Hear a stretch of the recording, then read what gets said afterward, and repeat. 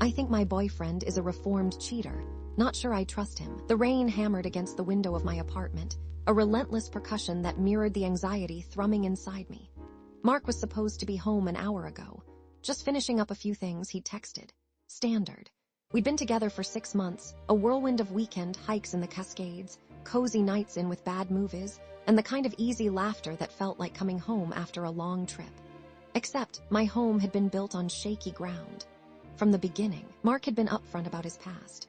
I wasn't a good guy, he'd said, his blue eyes clouded with what seemed like genuine remorse. I cheated more than once. I was selfish and immature, but I've changed, Sarah. I promise you that's not who I am anymore. I wanted to believe him. God, I wanted to. After my last relationship imploded in a mess of lies and broken promises, I craved stability, honesty, and someone who would actually choose me day after day. Mark seemed to be that person. He was affectionate, attentive, and made a point of including me in every aspect of his life. Chloe, my best friend, was less convinced. Once a cheater, always a cheater, she declared over wine one night. I'm just saying, be careful.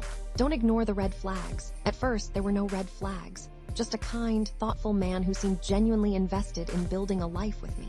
I started to let my guard down. Maybe, just maybe, he really was different.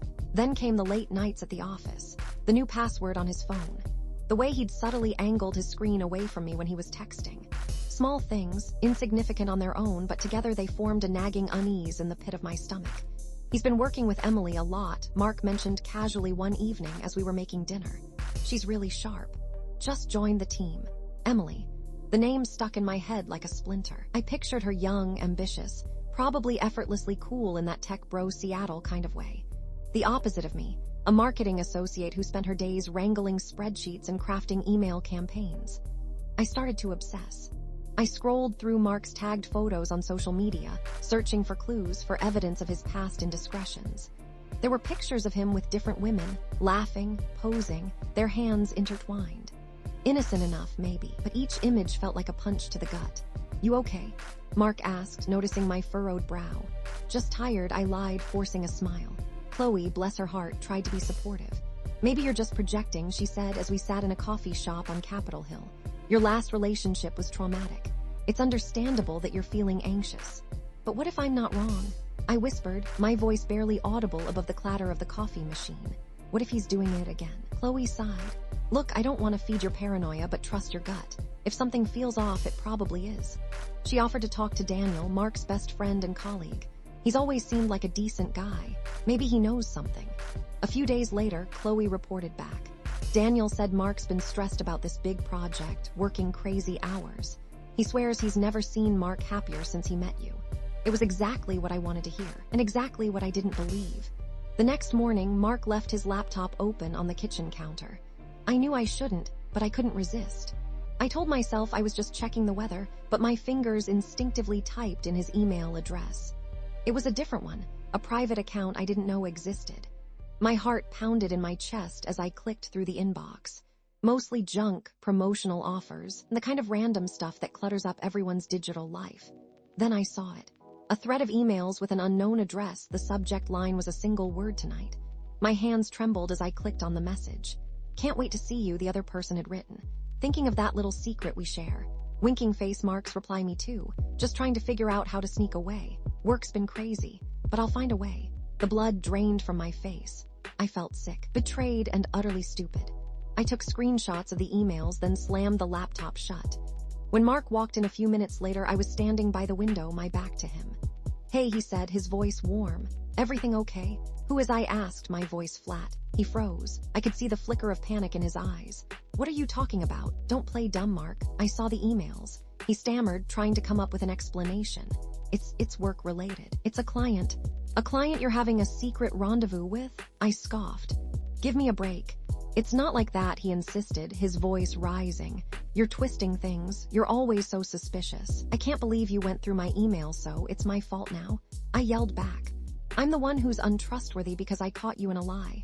The argument escalated quickly, devolving into a shouting match filled with accusations and denials.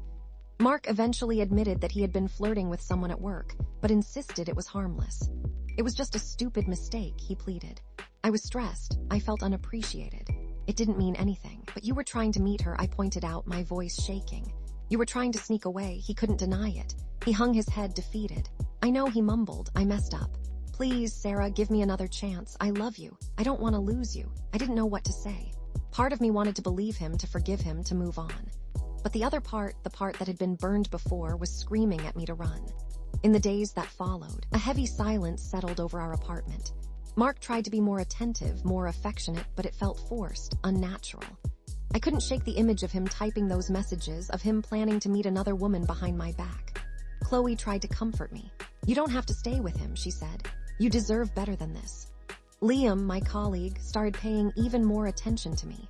He offered to buy me coffee, to help me with my work, to listen when I needed to vent.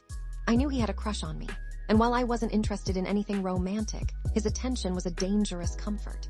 It was tempting to imagine a future with someone who wouldn't betray me, someone who would choose me without hesitation. One evening, as I was scrolling through my phone, I saw a text message pop up on Mark's screen. It was from an unknown number. Thinking of you, it read. I felt a familiar wave of nausea wash over me. I picked up his phone, my hands trembling, and confronted him. Who is this? I demanded, shoving the phone in his face. He glanced at the screen, then shrugged.